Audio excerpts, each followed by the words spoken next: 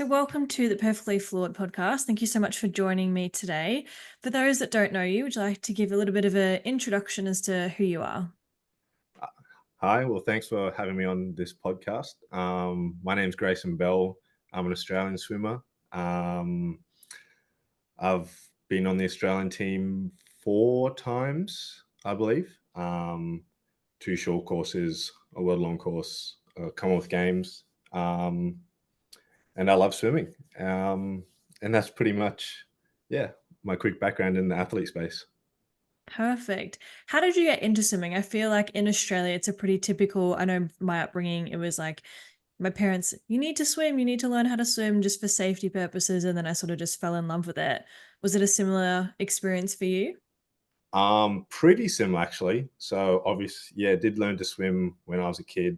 Um, Never extended anything from it. When I was younger, I did quite a number of sports, including track and field. Actually, was the main one, which I loved, and nippers.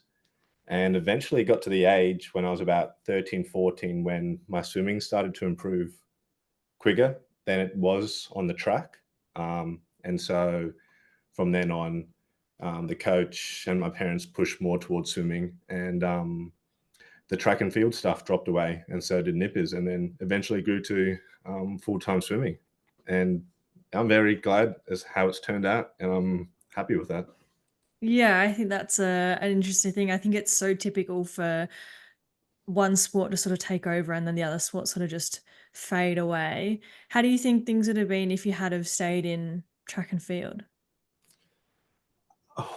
Oh, hard to say. It was when I think about it, it's actually pretty like I guess I didn't progress as fast as it was in swimming, so maybe I could have or couldn't have made onto the national stage, but I know on the international stage, athletics is definitely a powerhouse in the other countries besides Australia. So it would have been extremely tough competition. Yeah, absolutely. So you sort of mentioned there that your parents and your coach sort of encouraged you to stick with swimming and see how far you could take that. What was it for you that you sort of like, yeah, okay, I can see this going somewhere? Was it the love, the passion, the results? What was it for you? It was a mix of both the love and the passion at the start, especially when I was younger. The results definitely weren't there. Um, yeah, when I was a junior, it took a while to improve. Like when I first started, maybe not making a Queensland final and 10th and 11th in Queensland. I guess for me it was an okay result, but then watching that progress until a Queensland final, a Queensland medal, a national qualifying for nationals for the first time, then a national medal. That soon became almost an addiction to see how fast I could how far I could progress that. Um, and that was a big passion, and I love to swim it, and I love to watch that progress. And then I just kept pushing forward and forward and forward. Yeah. Was there a particular point in your swimming career that you realized how well you're doing and you could sort of see, I don't want to say the light at the end of the tunnel because I don't think that you were in a sort of dark way, but sort of seeing what opportunities were out there and really realized how far you could take it? Um, it was probably when I made my first junior team, actually. No, actually, it was when I first heard about junior teams when I was 17. I heard I didn't know much about Swimming Australia or how teams worked or any of that. I just swam and competed. And when I first heard about how they can select a team and send them to Hawaii for the Junior Pan Packs, that really shocked me because when I was that young, I couldn't even believe that they would do stuff like that. I actually didn't make that team. I made the other one, which went to China instead. But it was, yeah, really it stayed with me this whole time, knowing how the competitions, even as a junior and a senior, I guess where they take you. And yeah, after that, I thought I could definitely see myself continuing this and striving to make more teams in the future. Yeah. Was it the fact that you could compete internationally, or was it Hawaii is like, "I wanna go to Hawaii. That'd be a pretty cool place to travel." Um, Definitely at first it was like, "Oh, Hawaii." Definitely that. I was like, "Oh, that's cool. I've never been, to America, not really on a trip like that with all expenses paid." So that was the major factor, and then it was yeah, it was the trip first and then swimming second, but, yeah, that changed when I first went over there for my first trip, yeah. Yeah, it reminds me of, like, school camps. I remember I had a school camp where, they're like, "Oh, you can go down to Phillip Island," which is sort of, south of Melbourne, and they're like, "Oh, you can do surfing," and I was like, "I can surf and I get 3 days off school? Absolutely. I don't need to know anything else." Yeah. Oh, man, I wish I went to more school camps. Swimming took up all my time and I missed out. You know that one that most, schools went to at the Canberra facilities? Um, Yes, yeah. yeah, I wish I went to that one 'cause, I don't know, school camps look so fun. Yeah, how did you go sort of as a junior then, managing swimming, school, and having somewhat or lack thereof of a social life? Um, it was tough, but it was definitely manageable with a great coach when I had as a junior, Liam. He was great at communicating with myself and my parents, um, and also making sure that swimming was never going to be over the top of studies, that studies were just important as I went through school. But it was a challenge managing swimming, school, studies. Yeah, there wasn't much of a social life, unfortunately. But I have many great friends through swimming, which I'm grateful for. Yeah, absolutely. How important do you think that balance is now that you're sort of an adult and progressing in your swimming now? Uh, yeah, just as important. It's almost identical as right now as I am when I was at school. Because at the moment I'm studying a Bachelor of Software Engineering full time. So it set me up for a good working culture that I've organized my time with around swimming, studies, and social life when I can fit it in. But yeah, managing that is yeah of vital importance. Yeah. How important is your studies that you're doing now, and where do you sort of see that? Because obviously, not to say it's plan B, but it's definitely sort of the career post swimming. How important is that to you? It's super important isn't doesn't describe it well enough, but I'm excited for once my swimming career finishes that I can go into this area of work. It really excites me knowing that I have something to look forward to after, and that I can work towards and use the skills I developed through my swimming and put them towards something completely different. Um, but yeah, I'm beyond excited to see that transition, even though it might not be for a while. I'm still excited for it. Yeah, that's really good. Want to go back to the basics. What is it that you love about swimming? How did you fall in love with the sport? What is it about swimming that sort of has made you stick around so long? Um, it's probably down to, I guess, firstly the passion of sport in general.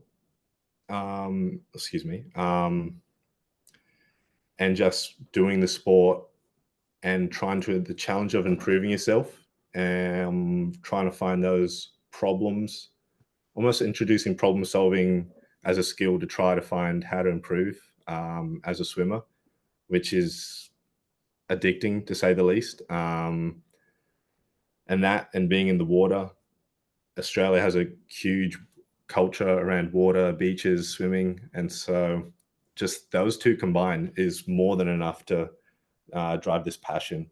And of course, through those endeavors, competing for Australia, which is also, yeah, another passion which I love to do. Yeah. What's it like competing?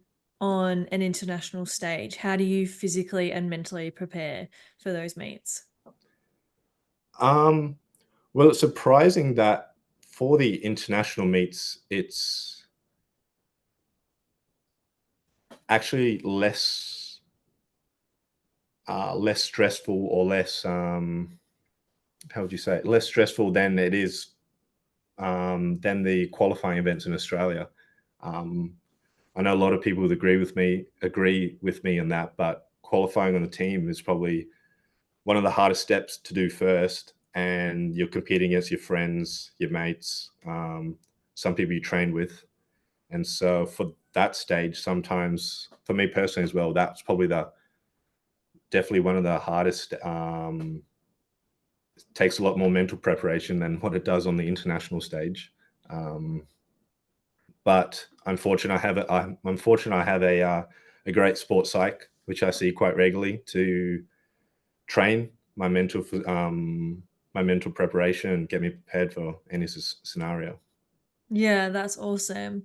Have you ever been in a situation where you have achieved something that both yourself and a friend or a teammate wanted to, one of you has achieved it and the other one hasn't? And how do you navigate those emotions? Or if you were in that situation, how would you navigate that? How does one celebrate while one's grieving and vice versa? Yeah, actually, um, quite a few times that has happened.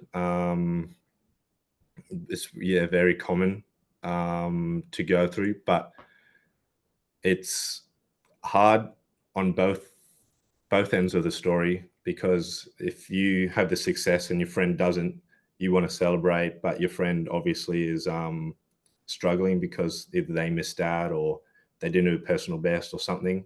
So it's quite difficult. Or if the other way, you missed out and your friend gets on the team, and you try to try to keep that balance. But I feel like I guess knowing oh, this is a tough question, but it's I guess showing them that you're always there for them and that nothing's really changed. Um, it doesn't degrade on the person who they are or who you are. So you just have to, I guess, find the time to celebrate.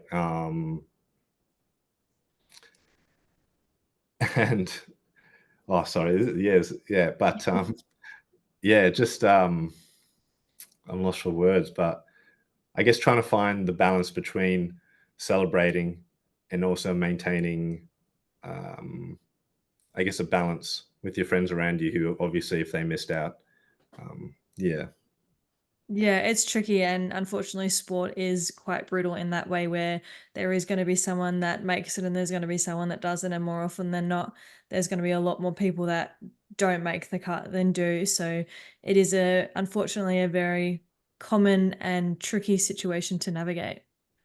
yeah, it is. And it happens, yeah, countless times. But yeah, you get better as you practice with it. But it does suck on both ends because you feel good, but your teammates do, or you feel bad, but your teammates feel great. Yeah, it's a tough one. Yeah, absolutely. When you've performed at your best, what has been your mental preparation? What things can you say, yeah, I did that really well. That's something that worked? Staying relaxed is definitely the number one thing that's worked countless times.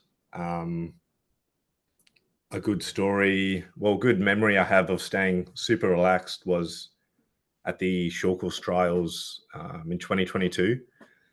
Me and a good friend Kyle, we were both in the 50 free final, competing for a spot, and a bunch of highly ranked guys in that final as well. And having him as a friend is was actually real beneficial for the final because he knows how to keep it relaxed and loves to chat. And just being around that made me relaxed, and we're having some quality banter before the race around the blocks, and just keeping that level-headed mindset and relax made me swim, yeah, a great race. And so I try to keep that same level of energy and mental preparation for all my races. Yeah, I think that's a really good way to sort of go into a race.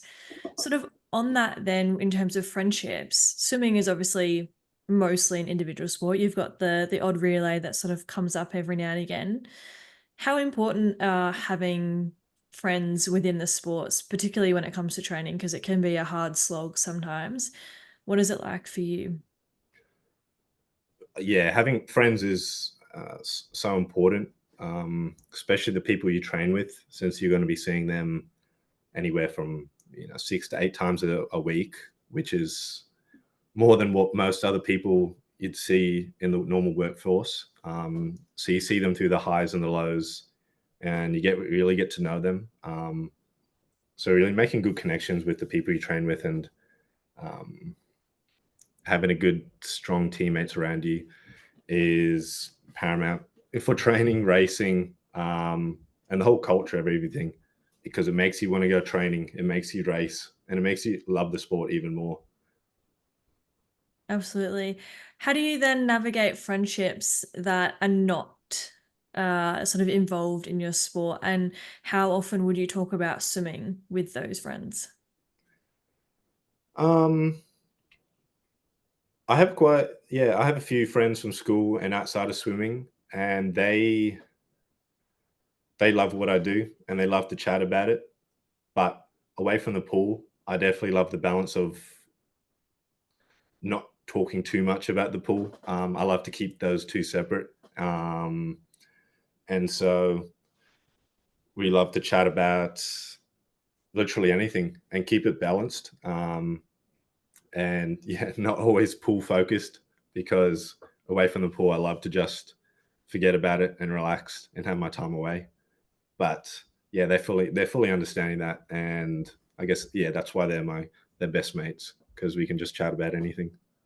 Yeah. Have you always been that way inclined, or have you sort of been through a stage where the way you performed really affected sort of your mood and your emotions?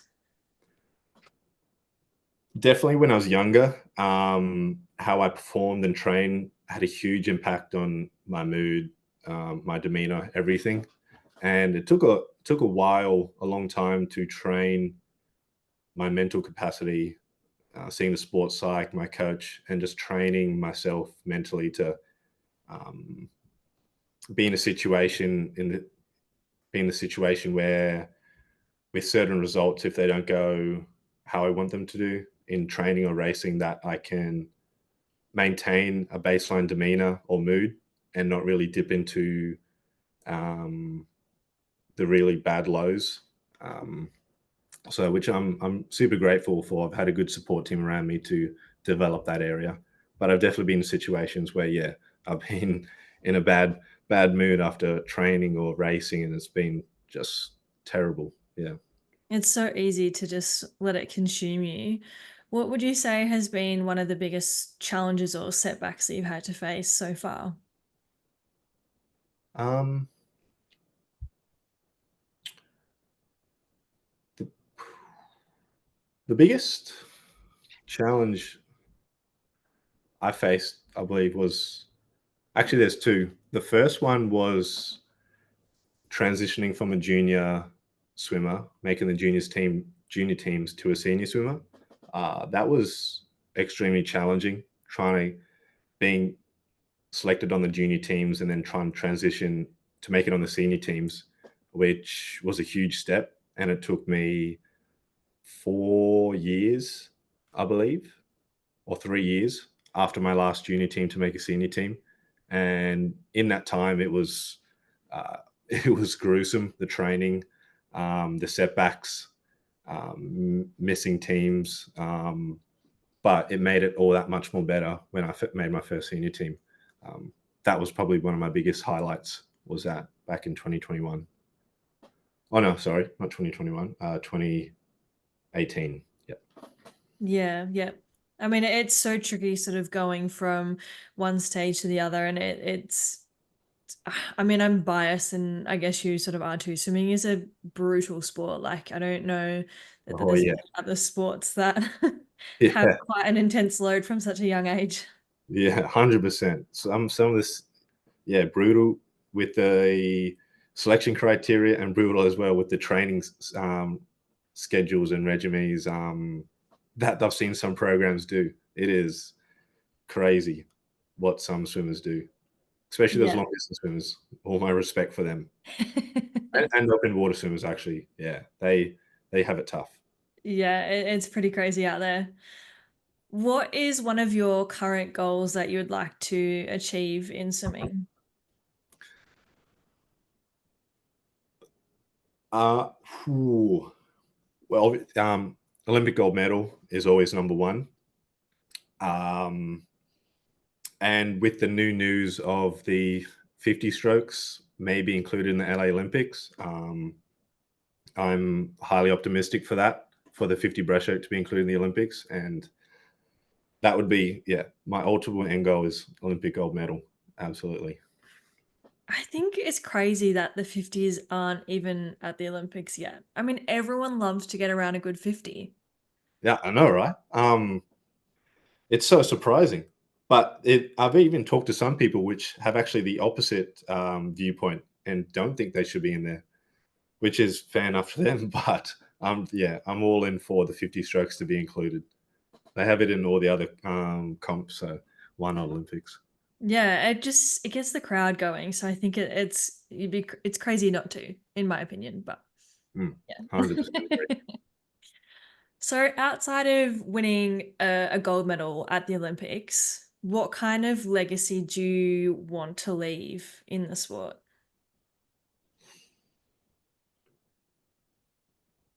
Ooh.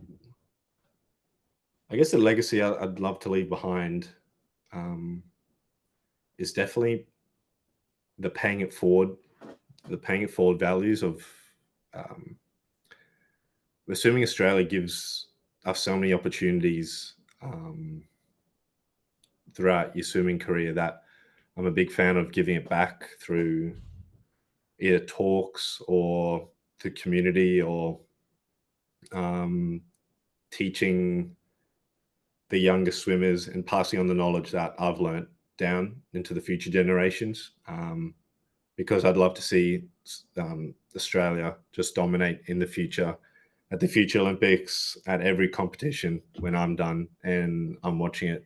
So I just love to see, yeah, Australia be the number one powerhouse in the future, and I'd love to just give out as much of my knowledge as possible, and hopefully they do the same when they grow up, be champions, and pass down the same knowledge, and just continues on and on.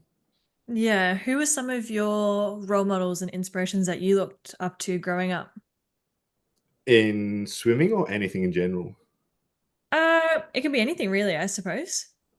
Um, one of my I looked up to when I was younger in swimming specifically. I looked up to Brenton Rickard and Kristen Springer. They were two Australian breaststrokers when I was younger. I always looked up to them, and I thought they were amazing, competing at world stages and doing, uh, yeah, doing amazing work for Australia in swimming. But my biggest role model is definitely my dad. He seeing how much his sacrifice and his work ethic and how where he's come from is a huge motivation for me. It really makes me proud of how far he's come and what he's achieved, and it really motivates me to do the same in my area. Um, and he will always be, yeah, number one in my heart. That's so nice. Have you ever thought about the fact that you are that Brendan Rickard or Christian Springer to the next generation coming up? Nah, it's now that you say it, I don't think I've actually even thought of that myself. But now that you think about it, maybe I guess I've definitely the signatures and all that. And when you think about it, it's hard to think about it like that because when I was younger, like I think they're the best, like Brenton Rickard and Christian Springer. So it's actually kind of hard to imagine someone thinking about the same way about me. Um, but if they do, well, yeah, I'd love to. I'd love to inspire them. Yeah, Yeah, no pressure. no pressure. How do you think younger Grayson would react to what you've achieved and where you're at right now and your future goals? How do you think he would react and what would he say? Poor, he'd react pretty wildly. I think he wouldn't believe it, to be honest. He would definitely not believe, yeah, how far I've come and what I've achieved. When I look back at my younger self, I definitely couldn't have seen myself doing what I've achieved at the moment. So yeah, it's definitely beyond what I could have thought I've done. Yeah. Yeah, that's awesome. What are some of your hobbies? Like obviously you're studying at the moment, so that's a very important career path for you now and even post swimming. What are some other things that you like to do outside of swimming? Oh, outside of swimming, I love to surf. Um, Whenever I get the chance, outside of training, on breaks, I surf as much as I can. It's a bit hard with swimming at the same time because always drained from training. But surfing is definitely up there. And other than that, my biggest hobbies would probably be hang out with my friends, to be honest, like, and do whatever we want to do. They're my two biggest hobbies, like that, surfing, hang out with my friends. Oh, and gaming, of course. I love to play games. Nice. So obviously you love swimming, that's very evident. Do you also look forward to having a break in that training schedule where you can just relax and just, if you're gaming and you're up till midnight, then it's like, oh, I don't have to worry about getting up in the morning. Oh yeah, I'm super excited. I've been thinking about that a lot. Like after this next coming upcoming comp, I just can't wait to have a solid break where I don't have to think about training or being resting for the next day. Where exactly that I can stay up till midnight and do literally whatever I want and not stress about maintaining a elite athlete sort of schedule. Yeah, that makes me excited thinking about that. Yeah. On a completely different note, do you have an embarrassing sports story? Oh, ooh, embarrassing sports. Um, oh, I've had I've had my suit. I've had my suit ripped twice at some major competitions.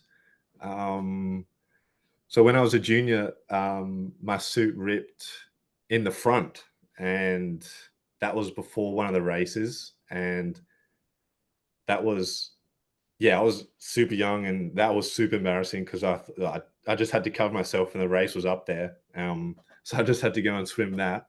That was a long time ago, maybe when I was 16 down in Canberra. And then not too long ago in 2022, my suit ripped, but in the back before my 50 breaststroke semi final. And that actually, it's funny because I actually did my best swim when it was ripped, but it was a big hole in the back. And funny that maybe that's what motivated me to do a PB and do my best swim ever. But So yeah, you I feel still bad. raced with the hole? Yeah, it was way too late. It was in the marshalling room before we walked out, and I was doing some jump squats or something, and I just felt it just whoop through the back. I was like, "Oh no!" I feel bad for the official, but yeah, it's surprising because I actually did my best swim. So I wonder if that actually helped because I was like, "Nah, I'm going to swim even better now because I've got this hole in the back." Yeah. The adrenaline rush of I need to get out so I can get these bays, cover myself up. Yeah. I think we've all ripped a suit here and there. I think it's just Oh, it sucks. Yeah. yeah. I like to do three questions to finish. And the first one is, what is something that you're most proud of about yourself? Um, it would be um, definitely two oh, does this have to be in swimming? Or it can be anything general? Anything. Well, yeah, swimming's definitely yeah. Well, I'd say for the first time when I made my first senior team, um, back in 2018, that was the biggest achievement for making that transition. I remember being so emotional after that, phoning my mum, my dad, and just telling them that I made it after those years of just not missing out.